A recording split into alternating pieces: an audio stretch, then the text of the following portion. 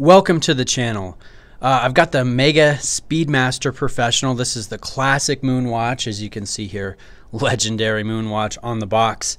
This has the Hesalite crystal. This is the 42mm Cal 1861 Omega Speedmaster Professional.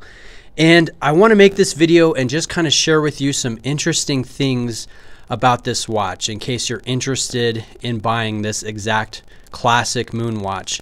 Now I have the big box, the presentation box. This is the modern reference. And this video is less for those of you that are familiar with the Speedmaster and more for those of you that have never seen one in person before. You've never been to the AD to try one on. Maybe you've never owned one. And I just want to share with you some of my impressions about things that aren't readily apparent about the Speedmaster, but are very interesting. So the first one is just going to be the overall perception of the watch. I mean, when you see it and you hold it in your hand, you might be a little disappointed. And that might sound funny because, you know, this watch I think retails for, I don't know, it's like $5,000 or $6,000.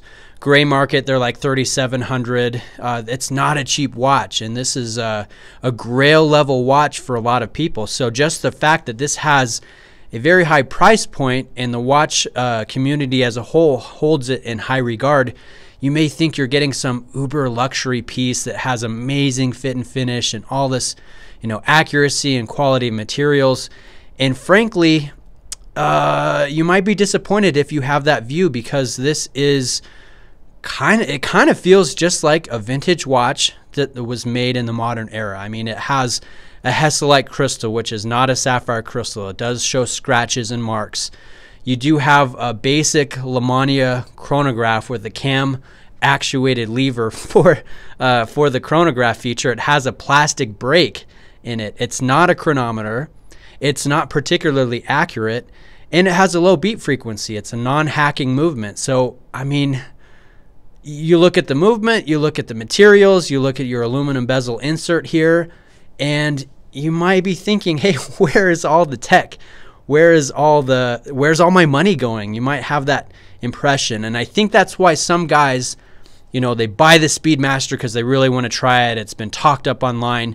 And then they think, well, you know, it's not really that awesome. I think I'm just going to flip it. That comes from perspective. So just bear in mind, this is not going to feel like a Planet Ocean. It's not going to feel like a Black Bay. You're not going to feel like you have a Rolex, you know, where you can feel the fit and the finish and the weight, and you've got this awesome chronometer, accurate movement. It's just not going to feel that way. So that's one thing to be aware of. Does that mean it's not awesome? No. I mean, it's a very, very beautiful watch with those twisted lugs and just the overall design. I mean, yes, it's a gorgeous watch, but if you're thinking you're getting a uber high-end watch, you'll probably just be disappointed, because this is a tool watch in the basic sense of the word.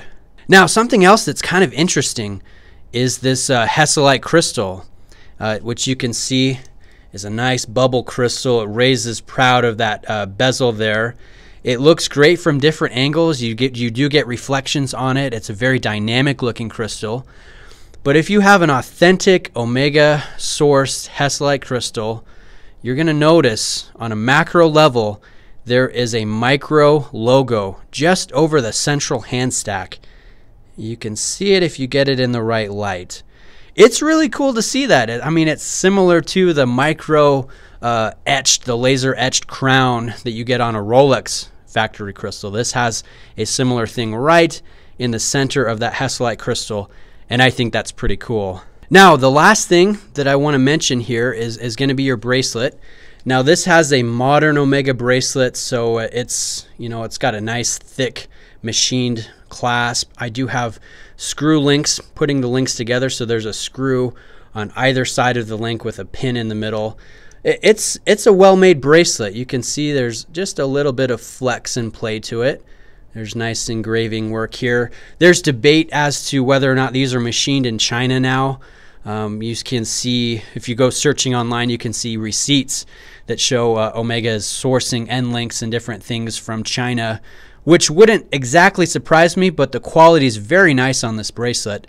The thing that I find really cool, and Omega, to my knowledge, Omega is the only company that does this, and they don't do this on all of their models. But this bracelet, this 5-link bracelet, this iconic design that the Speedmaster made famous, is exactly the same on the underside of the bracelet as it is on the outside. These links are perfectly symmetrical, as you can see here. Absolutely the same on either side. So this link could go on this side of the bracelet, and it could be flipped over if you wanted to. It's perfectly symmetrical. So you have a very nice drape and a very nice feel on the wrist. It kind of feels like a classic jewelry bracelet in the traditional sense of the word.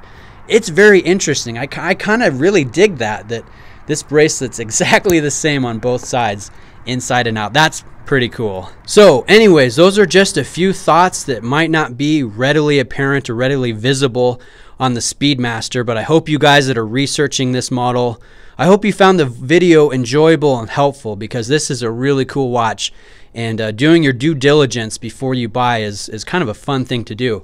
So I hope I've helped you in that respect. I will be doing some more videos on the Speedmaster. I have a lot to say about the Moonwatch. I'll probably do a video just on this massive presentation box here. I've got another video that I have planned. So stay tuned for more content, especially if you're interested in this Moonwatch and the Speedmaster. So, alright guys, thanks for watching. Please reach out to me if you have any questions, and I'll catch you in the next video. Cheers.